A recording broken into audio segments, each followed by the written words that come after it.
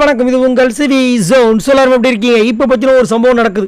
அதாவது விஜய் சேதுபதியோடைய எபிசோடு பற்றின வழக்கம் போல் வந்துட்டு வழவழ கொடகுழந்தான் தான் இருந்துச்சு. அது மட்டும் இல்லாமல் இவரு சுற்றி வளைச்சிட்டு அடுத்தவங்க மேலே பழிய போட்ட மாதிரி தான் இருந்துச்சு.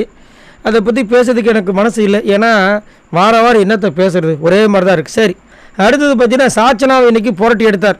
அது வந்து சாச்சனாவுக்கு தேவையான விஷயங்கள் தான். ஏன்னா ஸ்பெஷல் வாட்சிங் டீம்லேயே இருப்பாங்களாம்.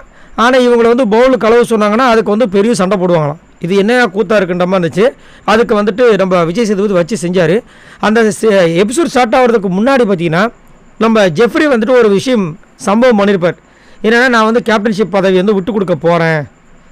ஏன்னா எனக்கு நாமினேஷன் ஃப்ரீ பாஸ் இருக்குது. நான் கேப்டன் ஆனாலும் என்னை வந்து நாமினேட்டும் பண்ண முடியாது. அதனால் எதுக்குன்னு சொல்லிட்டு பெருந்தன்மையாக சொல்லியிருப்பார். நானும் அவர் பெருந்தன்மையாக தான் பண்ணுறாரு போல இருக்குன்னு நினச்சேன். ஆனால் அதை வந்துட்டு அவர்கிட்ட போய் டைரெக்டாகவே இந்த அம்மா கேட்டிருக்காங்க, யார் சாச்சனா. அந்த விஷயத்தை இப்போ வந்து அருண் வந்து விஷால்கிட்ட சொல்லும்போது நம்மளுக்கே தெரிய வருது, அட கடவுளே அப்படின்னு.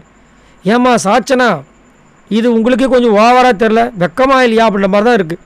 ஒரு சாக்லேட்டுக்கு, ஒரு ஓசியில் வர சாக்லேட்டுக்கு, எல்லாருக்குமே சொந்தமான சாக்லேட்டுக்கு அவ்வளோ சண்டை போட்டு அதை பிடுங்கணுன்னு பார்க்குறீங்க. சாப்பாடுக்கு சண்டை போட்டு அதை பிடுங்கணுன்னு பார்க்குறீங்க. இப்போ வந்துட்டு கேப்டன்ஷிப்புக்கு சண்டை வருது, அதையும் வந்து சண்டை போட்டு பிடுங்கணுன்னு பார்க்குறீங்க. இது கரெக்டா அப்படின்னு தான் மக்களோட கருத்தாக இருக்குது. எல்லாத்தையுமே இப்படி அடம் பிடிச்சி நான் வந்து குழந்தை எனக்கு நீங்கள் கொடுத்தாவன்னு சொல்லிட்டு இதே மாதிரி அடம் பிடிச்சி எவ்வளோ தான் சாதிக்கணும்னு நீங்கள் நினச்சிட்ருக்கீங்க. ஏதோ உங்கள் அப்பா ஹோஸ்ட்டாக இருக்கிறதுனால எல்லாத்தையுமே இதே மாதிரி நீங்கள் நினச்சிக்கணும்னு நான் ஆசையாக ஒரு மாதிரி காண்டாகுது இவங்க பண்ணுற வேலைகள்.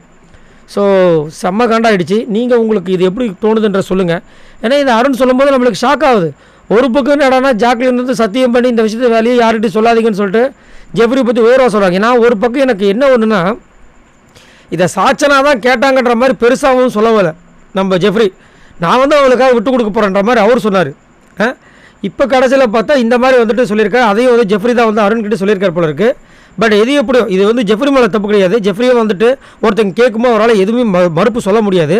பட் ஆனால் எப்படி தான் இவங்களுக்கு மைண்டு வருது, அடுத்தவங்களுக்கு வந்துட்டு ஒரு விஷயம் கிடச்சிருக்கு, அதை வந்து பேசியே சாதித்து அவங்கள வந்து ஒரு மாதிரி மைண்டை பிளாக் பண்ணி அவங்ககிட்ட வாங்கணும் எப்படி தோணுது பாருங்களேன். இது வந்துட்டு அங்கே மட்டும் இல்லை, நிறைய வீட்டில் நடக்குது.